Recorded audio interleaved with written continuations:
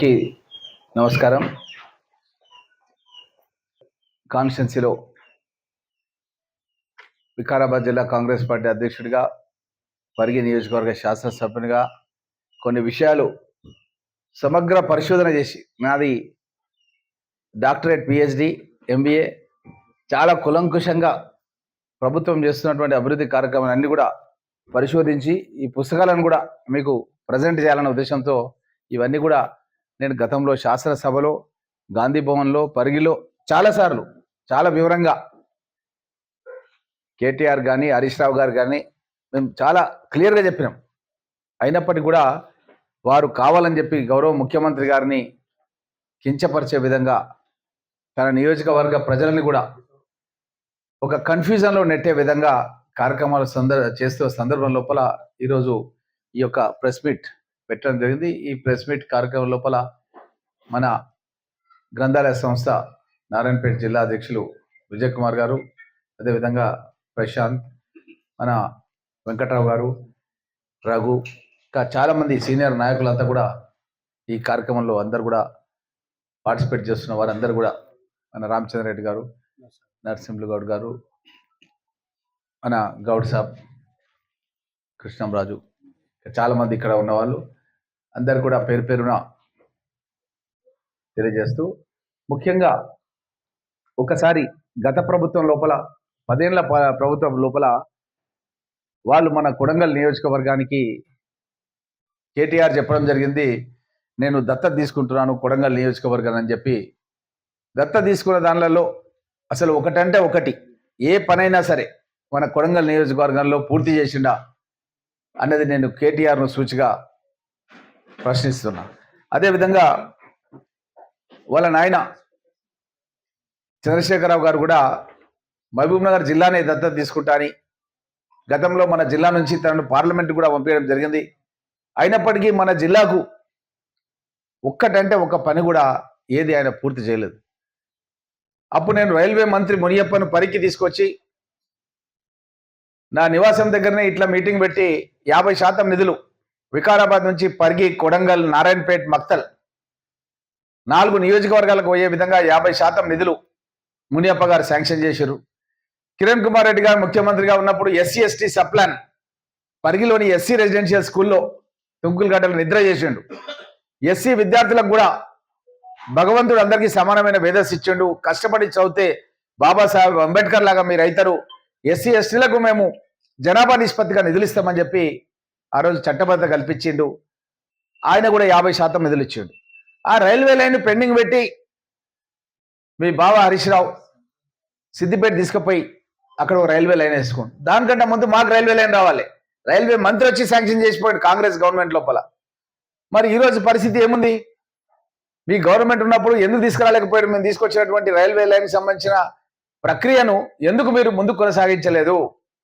అంటే మీకు చిత్తశుద్ధి పాలమూరు జిల్లాలో లేదు కాబట్టే మొత్తం నియోజకవర్గాల్లో కూడా కాంగ్రెస్ పార్టీ అభ్యర్థులు గెలిచారు. ఒక్క నియోజకవర్గంలో కూడా మీకు బీఆర్ఎస్ పార్టీకి సంబంధించిన ఎవ్వరు కూడా గెలవలే. అది అక్షర సత్యం. కొడంగల్ నియోజకవర్గం కూడా అంతే.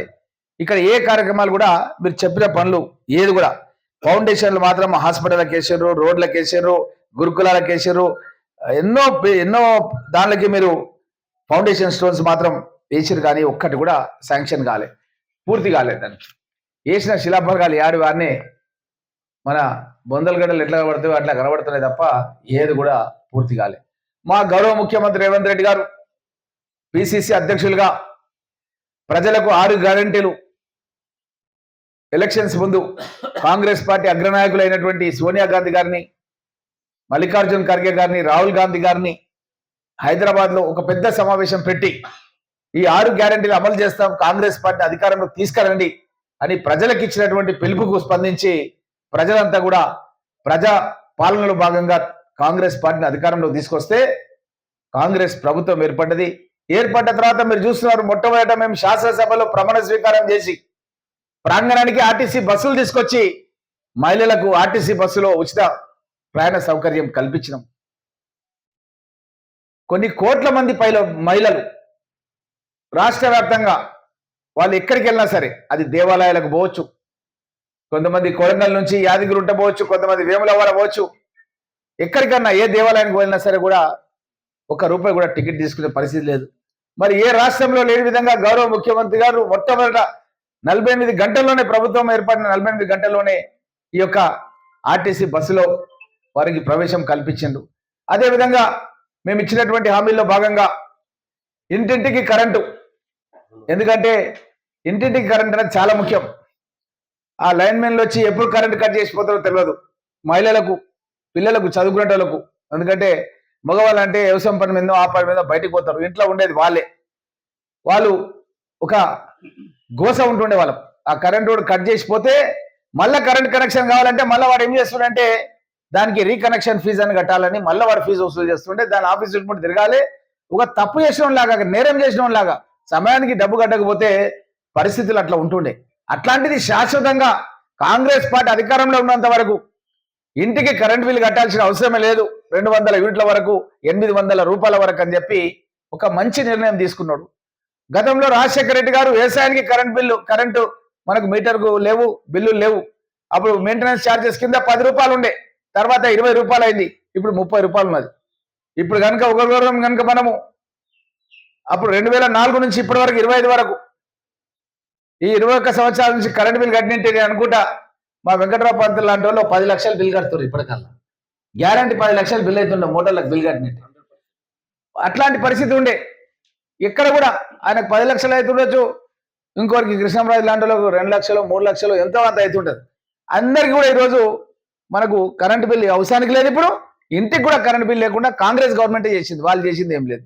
అదేవిధంగా గతంలో మొన్ననే మన రఘువాల ఊర్లో మన మీటింగ్ పెట్టి చంద్రబాబు గారు చెప్పే, ఎన్నిళ్ళు రఘు దగ్గర ఎన్నిళ్ళు 234 మీ ఊరికి, మొత్తం కొడంగల్ కాన్స్టిట్యున్సీకి 32,000 ఇండ్లు, 32,000 ఇండ్లు కొడంగల్ నియోజకవర్గానికి కట్టినమని గౌరవ ముఖ్యమంత్రి గారు మీ ముందే చెప్పారు. కాంగ్రెస్ గవర్నమెంట్ లోపల కట్టడం జరిగిందని. మరి నేను అడుగుతున్నా ఈ బీఆర్ఎస్ నాయకులను, మీరు కూడా డబుల్ బెడ్రూమ్ ఇండ్లు కడతామన్నారు కదా, మరి ఒక్కటన్నా డబుల్ బెడ్రూమ్ కట్టిరా కొడంగల్ కాన్స్టిట్యున్సీలా? ఎవరికన్నా ఎవరికి ఇచ్చిరా? మా పరిగిలో కట్టలే, వికారాబాద్లో కట్టలే, ఏడ కూడా ఒక్క ఇల్లు అంటే ఒక్క ఇల్లు కట్టలే. ఈ రోజు వాళ్ళ పరిస్థితి ఏంటంటే, వాళ్ళు ఏదో కట్టినట్టు మనం ఏదో అడ్డుకున్నట్టు అప్రజాస్వామికంగా వచ్చి ఇండ్ల దగ్గర దాడి చేసి, అరెస్ట్ చేసి, ప్రజాస్వామ్యానికి వ్యతిరేకంగా పనిచేసినటువంటి వాళ్ళు ఈ రోజు కూడా మొన్ననే నా కాన్స్టిట్యున్సీకి వచ్చారు. మీకు అందరికీ తెలుసు, అంబేద్కర్ గారి పేరు తీసుకొని అంబేద్కర్ విగ్రహావిష్కరణ అని దాసనాయక్ తండకు వచ్చారు. మా పరిగికాలు చేసింది లేదు, ఏం లేదు. మళ్ళా అంతకుముందు షాబాద్ పోయారు. షాబాద్ మన రంగారెడ్డి జిల్లానే, అక్కడ పోయి వచ్చారు షాబాద్ చివల కాన్స్టిట్యున్సీ. ఇప్పుడేమో రేపు మన కోస్గికి వచ్చి మీటింగ్ పెడుతున్నాను. నేను అడుగుతున్న కేటీఆర్ను,